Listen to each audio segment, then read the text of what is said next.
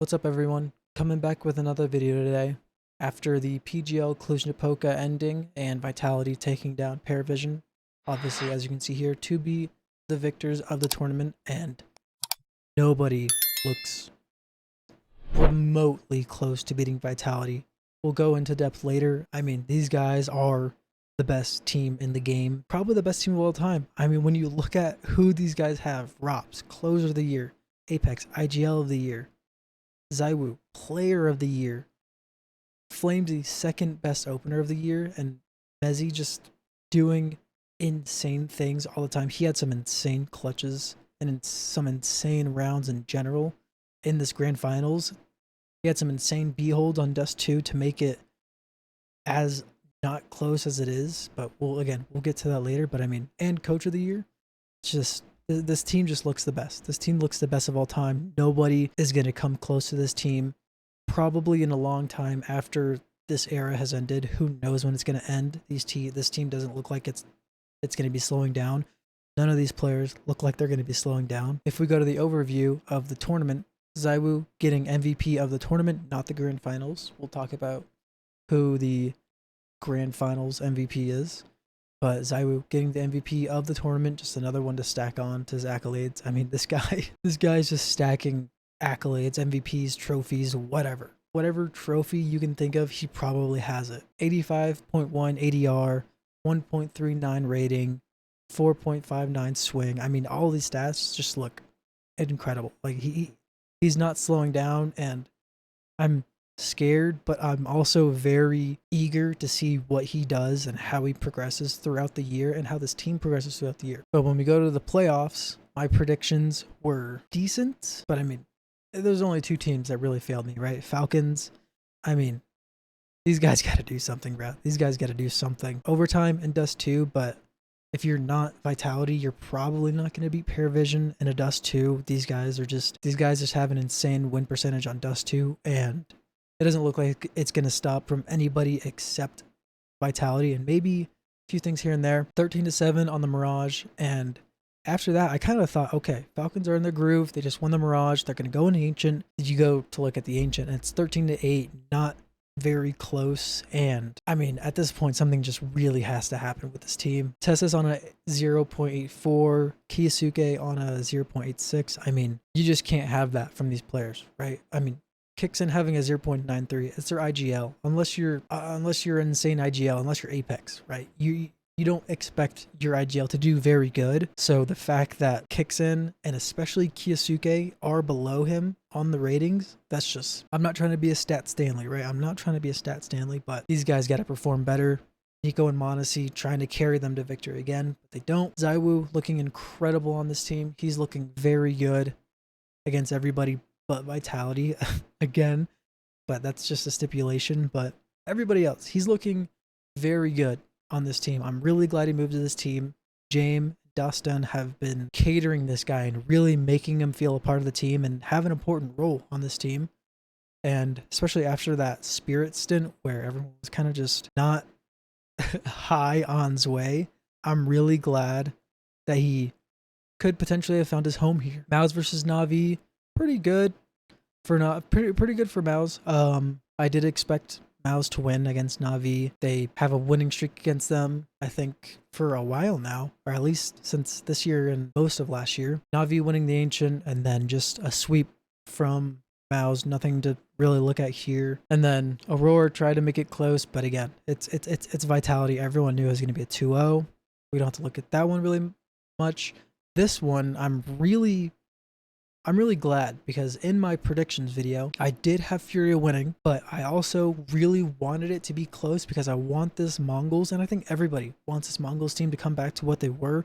Obviously, they don't have Senzu. They have Cobra Zero now, but look at what Cobra Zero did. He is the top of the leaderboard for the series. 13-3 on the Mirage, and then Furia come back with a 13-10 on the Dust 2, and then 13-10 on the Nuke for Mongols.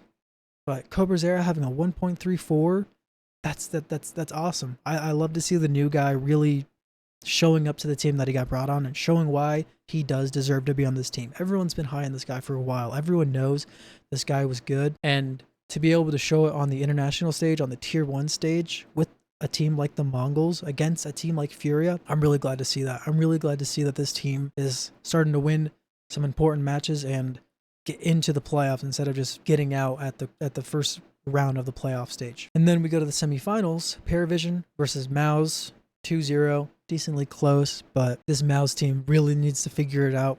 We've all been saying this since last year, right? This Mouse team needs to figure it out. They don't know what to do. There were so many important rounds in these two maps that Mouse just fumbled, and that's just the story of this team. If they fumble important rounds, which they usually do, they're gonna lose, and they just can't they just can't wrap their head around being composed and not being overtaken by the moment and just letting the nerves get to them and just fumbling insanely important rounds all the time. That's just, I don't know. These guys need somebody to just will them to victory that will come up and just win them important rounds, because none of these guys do. None of these guys win them important rounds most of the time, and that's just really the one thing that's just holding these guys back, and someone has to go. Whether it's Exertion, whether it's Spinks, I do think it's one of those two. I think they just need someone who's just going to go in there, tell them to shut up, and win them rounds, and just be the star. They need a superstar. It's no more of this, let's all play together, let's all play equal. We all have a split in this team. Somebody has to come in and take over and just do what they need to do and play their game. That's just, in my opinion, that's what they need. But Paravision 2-0 proceed to Grand Finals. Vitality 2-0. I mean, I'm not surprised by this. As much as I love Mongols, and as much as most of us love Mongols, it's Vitality. They're the #1 team in the world. Everyone had them winning this tournament. Most everyone. If you had Falcons, you're kind of brain dead. But yeah, Vitality 2-0, Mongols, Props having a really good, everyone having a decent, good to decent series for this one. And we're just going to go the overview, then I'll go into depth about the actual maps. 13-10 for Overpass, 13-4 Dust 2, 16-13 on the Inferno. Vitality do win 3-0, and the MVP of the series is going to be Flamesy. He had an insane series. I mean, 1.48 rating for the series, 83.4 ADR. Not too crazy, but everyone did kind of play their part in this. Everyone really contributed as much as they could. 54-44 KD. And I'm just really glad to see Flamesy keep that pressure, keep the performance, and just grow as a player in this team, because I love watching him play. Everyone says it, and it's really true. He's the trooper. He is Apex's soldier. He will go into fights. He will have all the util behind him. He'll just go in and shoot his gun. That's what he needs to do. That's what he does. He is an insanely good team player. He doesn't whine. He doesn't groan. Nothing. He just goes in, trusts that his team has his back, trusts that the util will be correct, and I mean, it is. These guys are insane at util.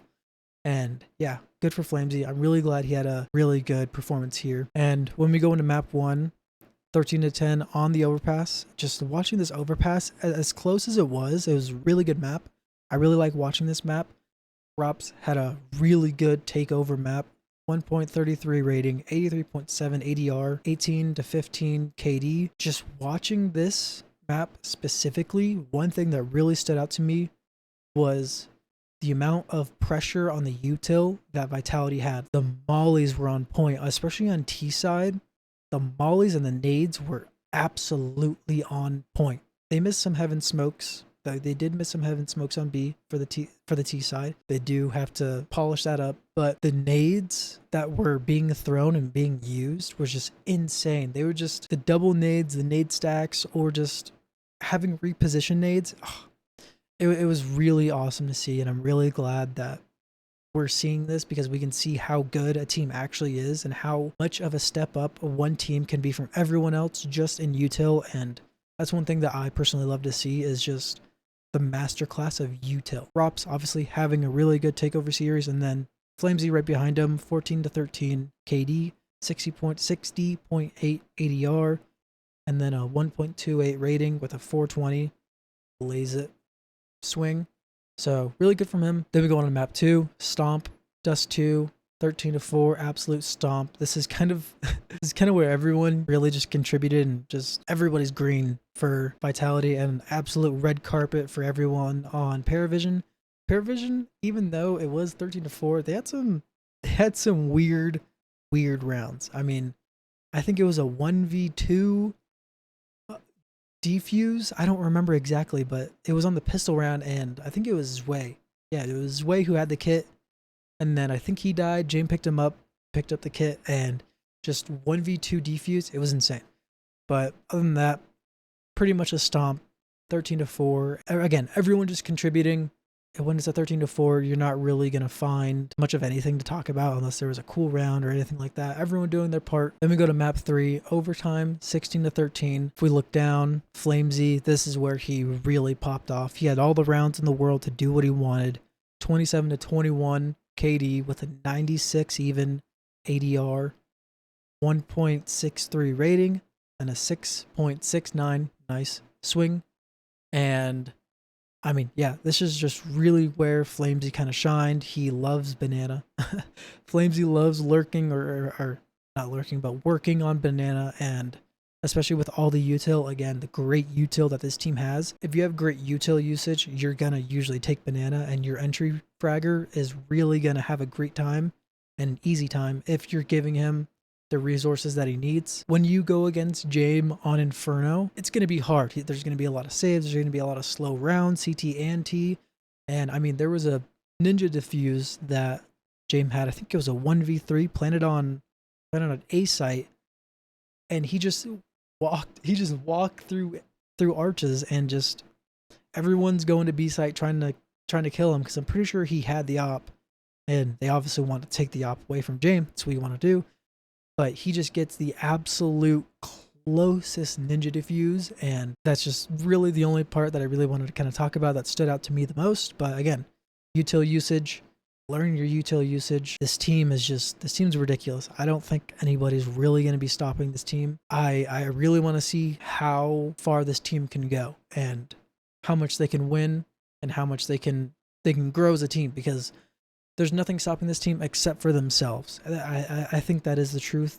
Nobody is stopping these guys except themselves. They are their own worst enemy at this point, because, as I said earlier in the video, nobody looks close at all to this team. But I hope you guys enjoyed watching this video. I'll probably make a video about the next tournament. I might make a video about Falcons and Mouse, because those two teams are really disappointing me and disappointing everyone, I think. That's it for this video. Hope you guys enjoyed watching this video, and I'll see you in the next one.